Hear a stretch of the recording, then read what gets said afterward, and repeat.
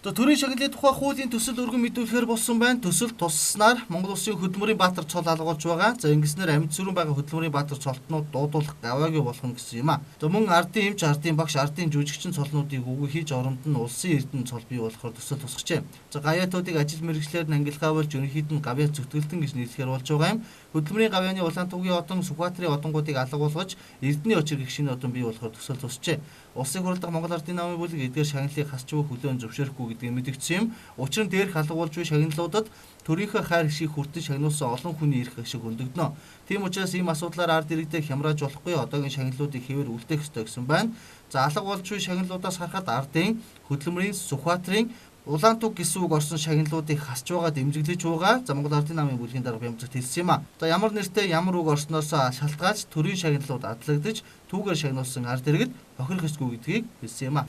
Монгол улсад зүтгэсэн гавьяа зүтгэлээ үнэлүүлж Монголын төр засгаас бас дуудах нэртэй дуурсах алдар гавьяатаа ахмадууд маань эд одоо хөдөлмөрлж бүтээж байгаа гавьяа бүтээсэн улсууд маань одоо ардын гэдэг цолгүй болох нь, хөдөлмөрийн баатаргүй болох нь, Сүхбаатарын одонгүй болох нь, хөдөлмөрийн гавьяаны Улаантүгийн одон маань алга болох нь иймэрхүү байдлаар одоо өөрчлөлт орж ирж байгааг бид буруу.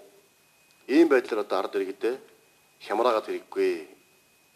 Тийм учраас одоо одоогийн цолнууд нь одоогийн шагналууд нь хэвээрээ байх ёстой гэдэг ийм одоо байр суурьтай байхаар Улсын хурлд Монгол Ардын намын бүлэг тогтсон байгаа гэдэг. За улсын хурлын гишүүн төвдөнд орж санаачилсан энэхүү хуулийн төслөөр одоо үйлчилж байгаа хууль дахь хэрв эрх бүхий байгууллага албан тушаалтан шийдвэр гаргахдаа цэцгийн шийдвэрээр хүчингүй болсон хууль болон бусад шийдвэрийн заалтыг шууд буюу агуулгаар нь дахин сэргээвэл цэцгийн аль нэг гишүүний санаачлагаар цэц хяналтын журмаар шийдвэрлэж болно гэсэн заалтыг хасахаар тусгажээ.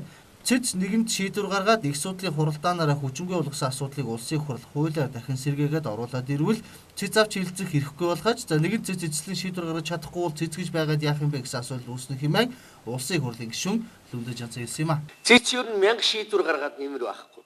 Дараа нь өөр хуулиар яг тэргээр нь одоо дахиад сэргээгээ шийдвэр гаргачих эрх нь бол хууль тогтоох байгууллагад байгаад. Бусад одоо засгийн газарч байдаг юм усад бааз байгууллагад нь бас байгаад ерөнхийлөгчд байгаад явчихаар цэц ер нь хэрэггүй болж байгаа. Ингэснээрээ үндсэн хуульд халдчихъя.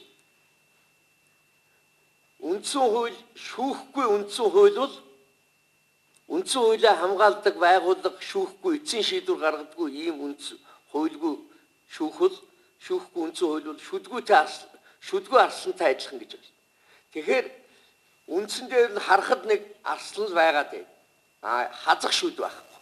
Үндсэн хуулийн зэгцэл. Ийм болох гэж.